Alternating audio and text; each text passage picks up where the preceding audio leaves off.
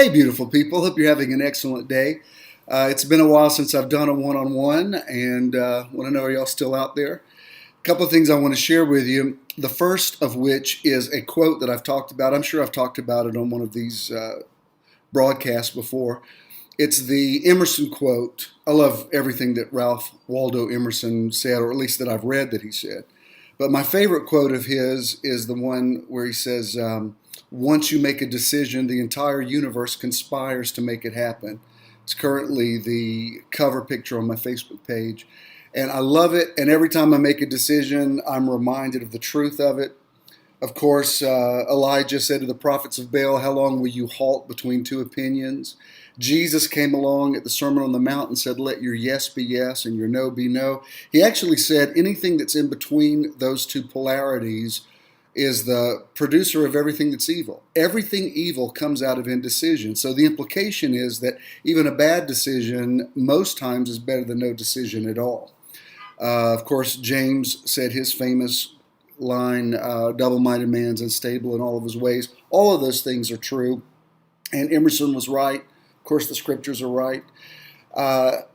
You have to decide every day of your life that you're going to be happy, that you're going to be well, that you're going to be prosperous.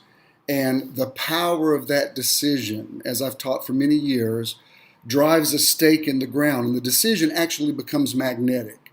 There's plenty of money in the universe. Abundance is all around you. You already have everything you need. But sometimes the atmosphere is pregnant with possibilities simply because we haven't made a decision. And once we make that decision, it's like a lightning rod. It just draws in everything that we need. The money that we need, the people that we need to help us succeed, the ideas that we need, the creativity that we need.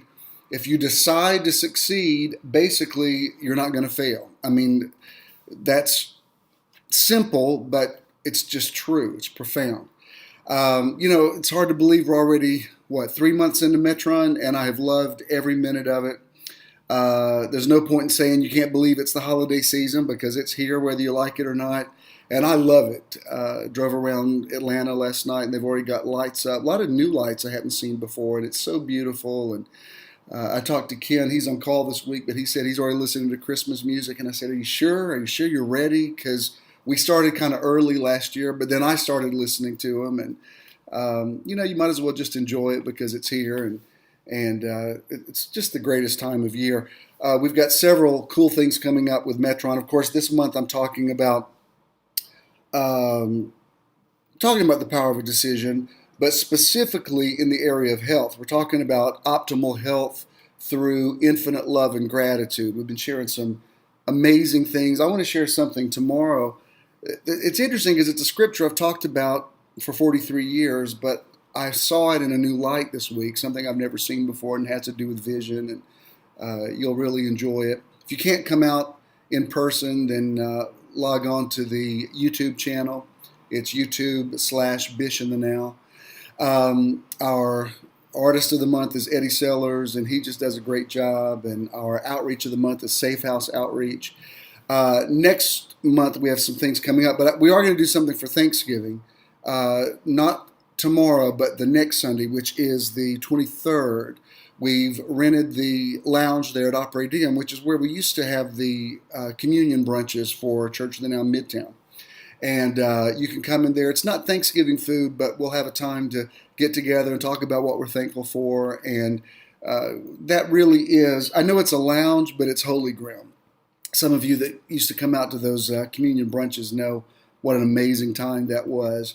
And the atmosphere that we created in that room is still in there. We eat there a lot of Sundays now, and that presence is still there. So you don't have to order food. You can order if you want to. You can just order a drink. You can just sit there and listen.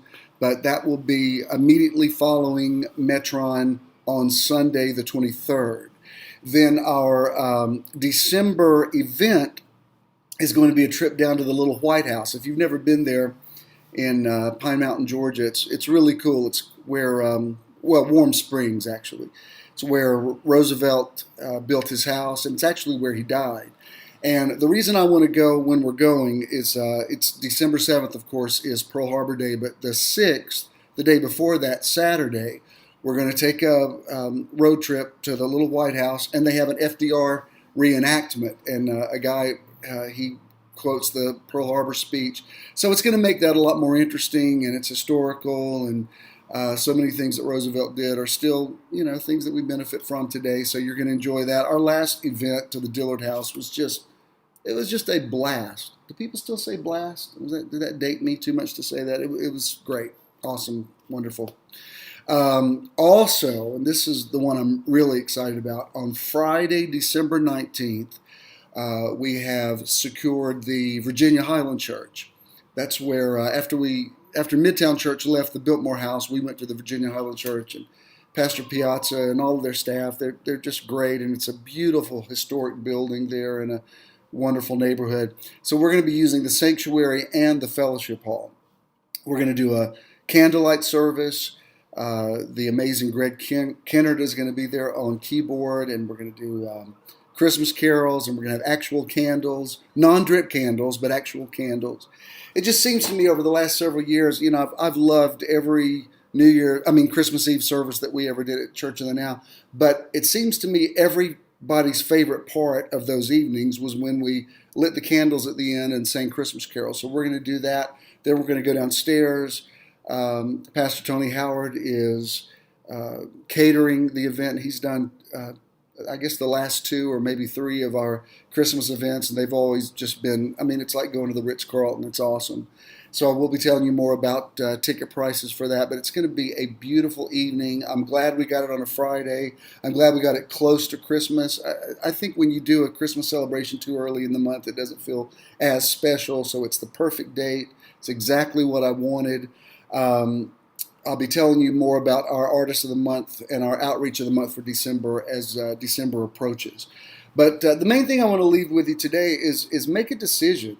Again, I know I've said it before, but even yesterday I had to be reminded of just the power of a decision. And once I made a decision in a certain area, it's amazing. All those things start kicking in, and the magnetic centrifugal force of the power of your decision, it just, I don't know, I guess what it does is it taps you into your destiny as a creator. As I've told you a zillion times, the ultimate act of creativity is that the Creator created creators.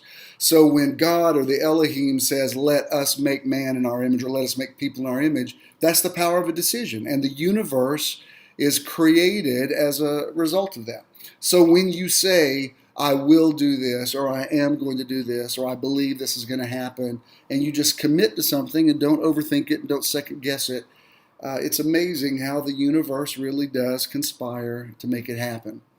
2014 has been such a beautiful year, and I'm kind of sad to see it come to an end because it's been literally one of my favorite years on record. But that only means that 2015 is going to be even that much better. I'll talk to you about the new year as we get closer to that. I hope you come out and be with us at Metron tomorrow. We just have such a great time, and some of you that have been standing by and waiting to see, yes, it's successful. And, last Sunday, we got there early, and when I walked in, aside from the tech crew, there was just nobody there. There was not one person. And so I was being sarcastic, tongue-in-cheek, ironic. So I tweeted, oh my God, there's such a big crowd here. I don't know what we're going to do. Please don't tell the fire marshal. It makes me nervous to be in front of this many people. And of course, then in a few minutes, people did start coming in, and we really did have a good crowd, so it kind of lost its impact. Of course, there are many of my followers that didn't realize I was being ironic, and they were writing me back saying, oh, that's awesome that you had such a great crowd today. But you know what's funny? Even though I was being tongue-in-cheek, sarcastic, as I am wont to do, it actually really made me feel good to say those words. So I may say them again tomorrow. I may just keep saying, oh my God, we got so many people, I don't know what we're going to do. Maybe it's calling those things which are not as though they are. And even though I was being funny, maybe it's the truth. I hope you'll be a part of that crowd tomorrow. I really do have a good word for you, and I can't wait to see you. Hope you have an awesome day.